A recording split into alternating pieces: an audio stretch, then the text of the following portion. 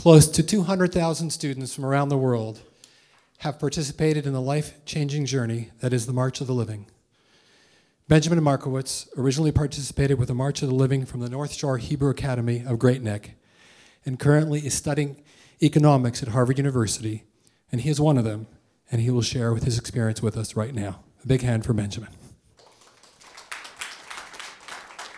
Ambassador Lauder, Ambassador Prozor, distinguished guests. Before I begin, I want first and foremost to thank all of you. Your efforts have allowed me and thousands of both Jewish and non-Jewish students around the globe to participate in the educational opportunity of a lifetime. This organization and this evening are both really meaningful to me as the grandchild of an Austrian Holocaust survivor, saved by the righteous among the nations. Tonight I want to share with you my experience on last year's march, but more importantly, what I learned from it. I was raised in an observant, modern Orthodox Jewish home and spent my years, as you've heard, at the North Shore Hebrew Academy. The education I received successfully instilled in me an expansive knowledge of and dedication to Torah and Jewish values. It was very clear to me what a Jew does and what a Jew believes, but what remained somewhat vague to me was what exactly does it mean to be a Jew? This question of identity is essential to the life of every single Jewish youth, religious and secular, Ashkenazi and Sephardi. The March of the Living, with its unique trip to Poland and Israel, answers that question in a way that cannot be taught in a classroom, by appealing to the senses, by feeling and internalizing it. The first week of the trip in Poland was both physically and emotionally exhausting.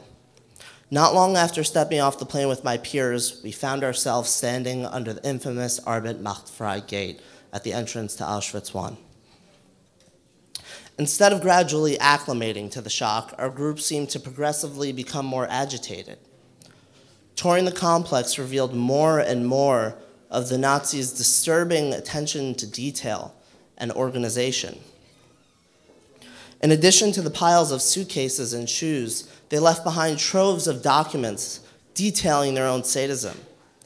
This, compounded by the complexity with which they constructed their death chambers for maximum efficiency, elucidated an atrocity so horrific that it became hard for us to believe that this was the work of human beings.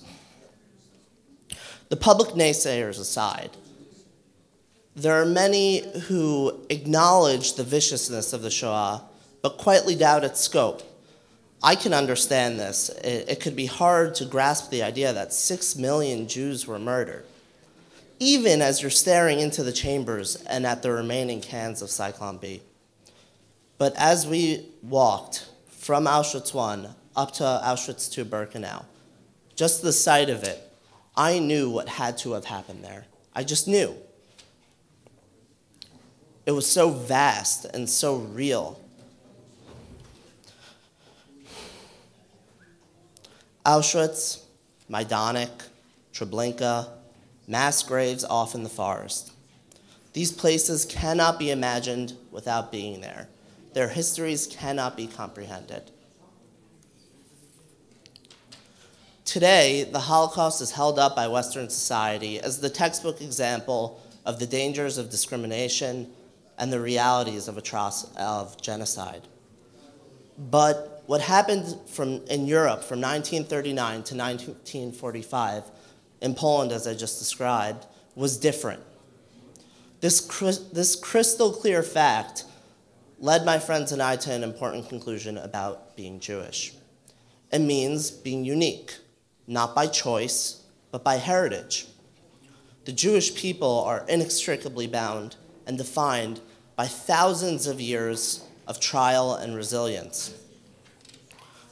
Living as Jews today, we must recognize this because the rest of the world certainly does. Jewish identity, though, extends beyond overcoming challenge. The march doesn't only expose students to death and darkness. The march brings to light the vibrancy of Jewish life thankfully to Ronald Lauder, who, just as a side note, as we went to all the sites, I saw little gold plaques. Almost every single one had his name on it. That's just amazing. It exposes the students to what life was in Europe for Jews before the Holocaust and its miraculous return after. Young Jews like myself were exposed to a people and a way of life to be proud of, a culture of social and intellectual progress, and a people who stood true to their beliefs and values while still engaging with their neighbors. We visited the resting places of Rav Moshe Isserlis, the father of Ashkenazi Judaism, and of prominent businessmen, intellectuals, and scientists.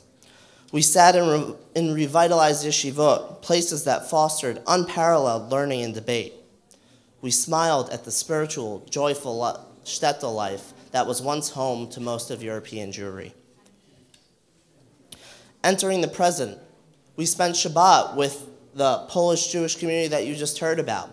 Today, amazingly enough, Shabbat in Poland is like it is anywhere else, a day of rest, comfort, and even happiness. Visiting the camps was a heavy, painful experience.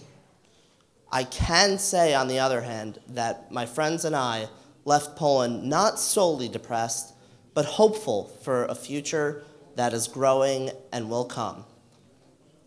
That future is and will continue to find its home in the Jewish state, the state of Israel. The March of the Living stands out among Holocaust education programs for its timely, befitting return to Israel.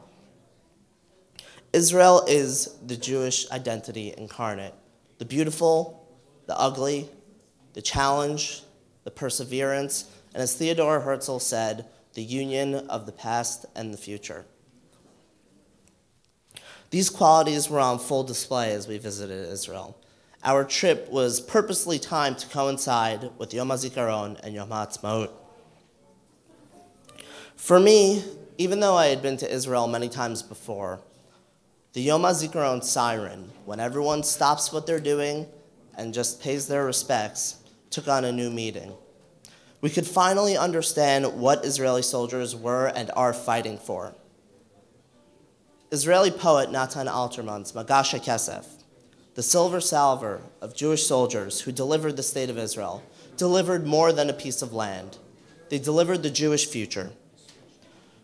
That was a miracle that we celebrated the next day, Yom Ha'atsmaut.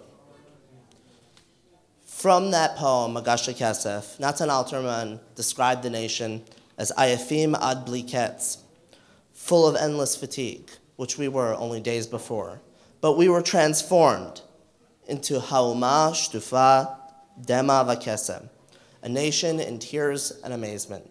I cannot even describe the euphoria of the day on Yom Ha'atsmaut as we marched celebrating independence to the Kotel. I would like to conclude by describing the first march of our trip on Yom HaShoah from Auschwitz I along the train tracks to Auschwitz-Birkenau. We walked in the footsteps of over 1 million Jews who lost their lives as they passed through the arched gates of Birkenau. 13,000 Jewish and non-Jewish, students and adults, all carrying their national flags along with an Israeli flag, singing Am Yisrael Chai. I knew at that moment what it means to be a Jew, to be a part of a nation that transcends geography, ideology, religious observance. The March of the Living's mission is not limited to Holocaust education. It's about never again, which may not apply to us American Jews, but certainly to the friends I met from Toulouse and elsewhere. It's about the survival of the Jewish people and the Jewish identity. Thank you so much.